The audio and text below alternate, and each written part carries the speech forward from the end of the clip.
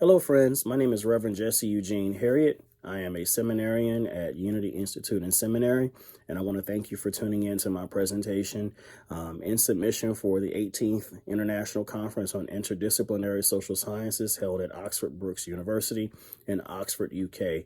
The title of my presentation is The Church, a Social Representative Medium for Positive Communication, Interbeing, and Shared Cultural Meaning. And so, in reading of my abstract, representation and communication are integral elements in human meaning making, with the former referring to the way individuals or groups are depicted or reflected in various forms of communication, media, and culture, and the latter referring to the process of exchanging information, ideas, and emotions through language, symbols, signs, gestures, or other modes of expression.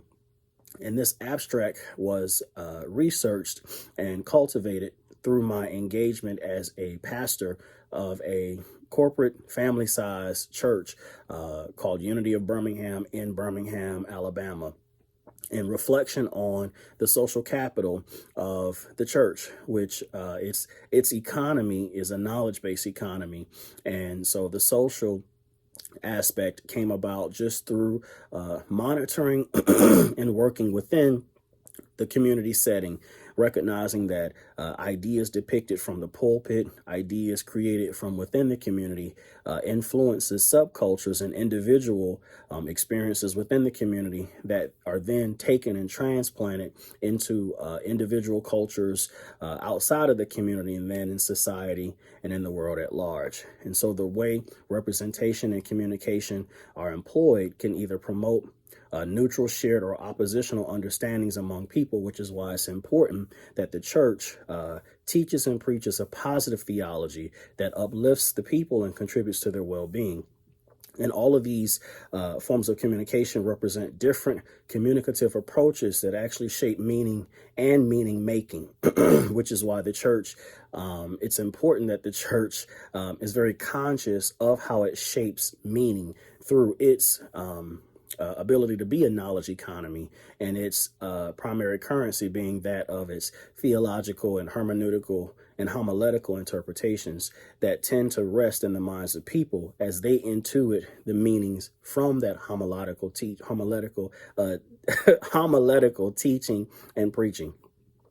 And so neutral communication, in short, is a method of communication that promotes a shared understanding without imposing any pre-established beliefs or values on the audience. And what that generally means is that it's the job of the spiritual leader or teacher or minister or cleric or clergy member to awaken within the consciousness of the people the ability to think and to question. It's not the job of the minister to be the end all be all, or the priest or the rabbi or whoever is the spiritual leader or primary teacher of that community. It's not their job to tell the people what to think, but to inspire courage within them so that they are able to think for themselves. And so neutral communication is a form of communication that emphasizes the usage of words and symbols that have a clear and then agreed upon meaning across different cultures, which is basically suggesting that within the community setting, and communities aren't just churches, but there are schools and families and places where people gather, that meaning is shared and deliberated and thought about and negotiated. And once a meaning is created that contributes to the well-being of all, where we move from equality to equitableness, where things are not just equal, but they're also equitable, then that meaning contributes to the well-being of the people, so that wrongs are righted and truth and justice becomes the vehicle by which love is disseminated amongst the whole group of everyone that's there.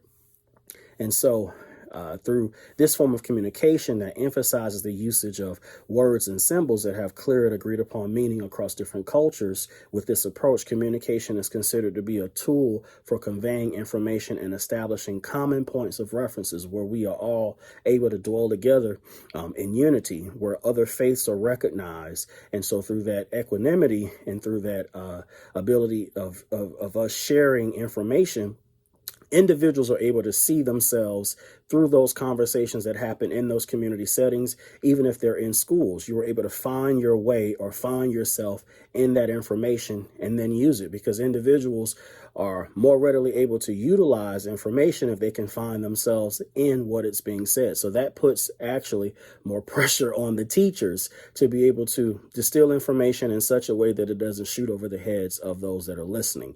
Because if those that are listening are able to hear and comprehend and understand and intuit the message, and it contributes to the well-being and the well-being of their family, they're able to use it in the world in such a way that leaves the world better than they found it. And so the purpose of neutral communication then is to facilitate meaning, not so much to dictate meaning through established doctrines, but to facilitate meaning making without causing confusion or promoting misunderstandings. So the church as an institution has long been viewed as a center for social interaction. So its primary mission is to facilitate that neutral communication and promote understanding and not feed into hatred and bigotry and misunderstandings. The church is supposed to be a place where individuals of different backgrounds and beliefs come together to share their faith, which is a personal conviction, and their traditions, which then result in a shared communication that can be used within the context of the church setting and in the larger society. Because if individuals bring their culture and their traditions together in community settings, then what happens is a joint culture is created that tends to be a blend of the new and the old that can be transplanted into the world to make the world beautiful. So something new can be created through something that we would consider to be old or traditional. And so with that being stated, experiences within the church setting create social capital, which serves as a container for belonging, neutral communication, interbeing, and shared representation of positive traits that are applicable in society outside of the four walls of the church. Because our society needs more love and inclusivity and belonging. We don't need any more othering. And so through that facilitation of that kind of conversation, that kind of language through sound and through ritual, through symbols and through shared teachings and through information, the church is able to contribute to the evolution of the planet and through the evolution of the consciousness of those that are both considered to be in the church, church adjacent, and then outside of the church. And so as far as the background content is concerned, the church essentially has long served as a significant social representative medium, facilitating interbeing and shared communication and shared cultural meaning within communities. And this institution is deeply rooted in religious beliefs and practices. But specifically for the church has played a crucial role in shaping societal values, norms, and traditions.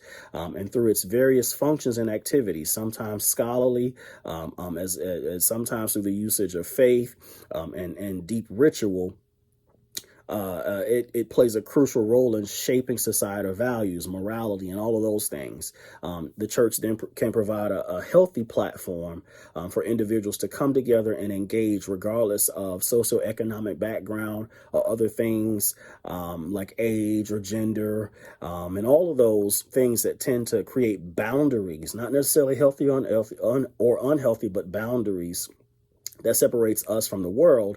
The church is responsible for helping to defy those boundaries and allowing those boundaries to be windows that allow individuals to see through that lens into the world and then make the world more beautiful, as opposed to seeing their differences as a way or as a stepping stone or a stumbling block to separate them from the world.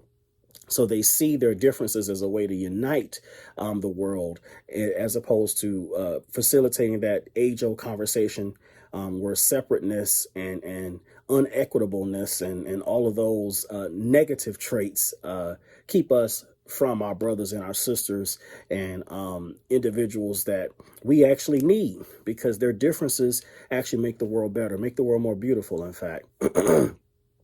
And so religion in general embodies an important cultural phenomenon. It enables communities to establish a collective identity and envelop a sense of belonging. And in those points of disagreement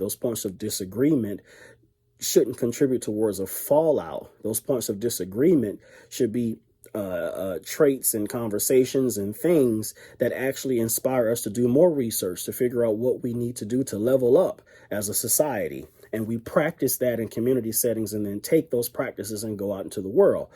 Now, this identity is effective and it facilitates well-being when that identity is formed from positive presentations, again, of theological positions within the church. And just to reiterate, it's facilitated informed through positive presentations of theological positions within church settings. So information is neutral in and of itself, especially when it comes to the church. Sacred text is neutral. The interpreter can choose to pull the negative or the positive out of that, even if it was shaped with age-old understandings that are negative in today's setting. It's imperative that the teacher, or whatever the title or the label may be of that teacher, pull out the positive traits that can contribute to the well-being of the listeners so that they could then take that information and move out into their communities and make the world a better place. So the church, as a central religious institution, acts as a conduit for these expressions, cultural and all. And as sociologist Emily Durkheim suggested, religion as a whole serves as a vehicle for expression of collective consciousness, of shared beliefs, values, and moral codes. And that was in Durkheim's writings in 1912. But moreover, the church's charge is to foster connection and interbeing and belongingness and positive communication and interdependence among individuals within their community and also outside of their community, because the church is the place where community is practiced and then displayed to the world in order to push out the message that we all need each other. We can't make this world a better place by ourselves. Isolation isn't something that's helpful in a growing world. And by emphasizing religious doctrines that emphasize love and positive communication and compassion and mutual support, the church then promotes cooperation and solidarity amongst its members that they can then take out into the world. Spirituality, which is the individual expression of religious traditions, has important positive relationships within various measures of life satisfaction and psychosocial well-being, according to Moberg in 2005.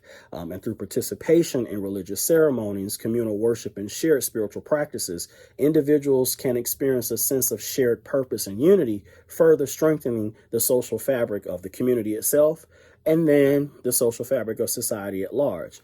The church's role as a social representative medium is evident in its ability to create and maintain shared cultural meaning by creating positive rituals, symbols, and narratives that provide a framework. Bella suggests in public religion, individuals can collectively see themselves within those narratives, reflect on their private lives, and then contribute to a collective understanding that benefits the public at large. And Bella suggested this in 1967. The church serves also as a repository of cultural heritage, preserving and transmitting traditions, beliefs, and moral values from generation to generation, as said by Gertz in 1973. But again, the preservation and the transmitting of those traditions are not in a vacuum. Others are open to those that are seemingly outside of those traditions. That's where the well-being and the sharing happen. And through the sharing and the facilitation of those cultural and religious traditions, they're allowed to expand and grow, because the doors aren't closed to individuals who are not privy to those traditions. The doors are wide open, especially in our technological age where information is shared readily at the tips of our fingers through Google. And by engaging in shared cultural and religious practices, community members are able to invite others into those spaces and then collectively contribute to the construction and preservation of cultural meanings that define their collective identity. But watch this, also expand their collective identity. So when you invite other individuals who may or may not be a part of that cultural tradition because of birth and other factors, they are able to expand and create a more expansive and a bigger cultural identity, because now it's not just my religion or my doctrine or my upbringing, but now it's the world, and we are able to see points of commonality regardless of the barriers that used to keep us away from each other. Now the doors are open where we are more inviting. And so in summary, the church holds a significant place as a social representative medium, cultivating interbeing and shared cultural meaning within communities when its primary goal is to facilitate positive theology and positive hermeneutics, which are interpretations of sacred texts, and positive cultural rituals.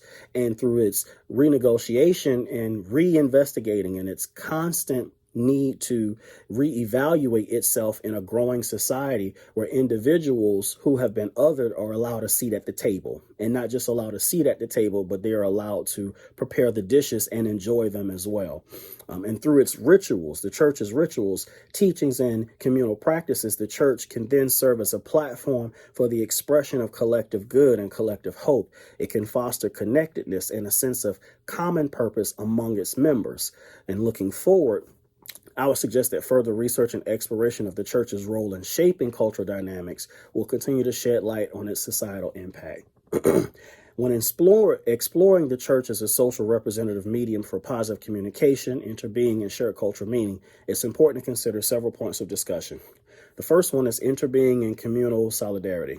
According to Thich Nhat Hanh, interbeing is a concept that underscores the interconnectedness of all things. And churches, and Hahn said this in 1998, churches in this regard foster a sense of interbeing through communal worship, shared values, collective action, and in service of agreed upon goals. The second point of discussion is shared cultural meaning. Churches serve as the bedrock of shared cultural meaning. Understood as Berger and Luckman's symbolic universes. Churches help in constructing a shared and sustainable socio-cultural reality for its members. And Berger and Luckman said this in 1966, where churches are able to create symbolic universes where their belovedness of one another becomes a symbol of the belovedness that should be expressed and is expressed in society at large. Berger and Luckman also said in 1966 that the social construction of reality in a treatise in the sociology of knowledge, and this is where that shared cultural meaning idea came from, in Berger and Luckman's 1966, the social construction of reality, the symbolic universes where churches and individual communities are able to come together and mirror what should be happening in society. But the third thing that should be a point of discussion is identity formation and social representation. So as a cultural institution, the church often plays a significant role in identity formation and social representation. Jenkins said this in 2008, where Jenkins explored this perspective linking communal identity formation with religious participation and affiliation. So the rituals and cultural norms and symbols that are both shared and created are not designed to lock individuals within a culture. They're presented as a way to invite listeners to buy into a tradition, but the doors are not closed to individuals that have not experienced that tradition before. They're able to have a seat at the table and also prepare the food and take it and share with those that they love and impact society as a large that contributes to well-being and interbeing and connectedness and belonging in society. And so for references, individuals can check out Bella's 1967 work on civil religion in America, published in Daedalus, on pages 1 through 21. Berger and Luckman's 1966 work, The Social Construction of Reality, a treatise in the sociology of knowledge. They can check out Durkheim's 1912 work on the elementary forms of religious life, which was translated by Joseph Ward. And then Gertz's work in 1973, The Interpretation of Cultures, Thich Nhat Hanh's 1998 work on interbeing, the 14 Guidelines for Engaged Buddhism, and then Moberg's work in 2005, where Moberg researched spirituality, and the work was entitled Research in Spirituality, Religion, and Aging in the Journal of Gerontological Social Work, and that was in 2005. And so this has been my presentation on the church as a social representative medium for positive communication, interbeing, and shared cultural meaning, in submission for the 18th International Conference on Interdisciplinary Social Sciences. Thank you so much for listening. And should you have any questions, please feel free to post your question in the discussion below, and I will definitely respond. Thanks again for the opportunity to present. I hope you have a wonderful day or evening, at which time, whatever time you hear this presentation, and good luck in the conference. Thanks again.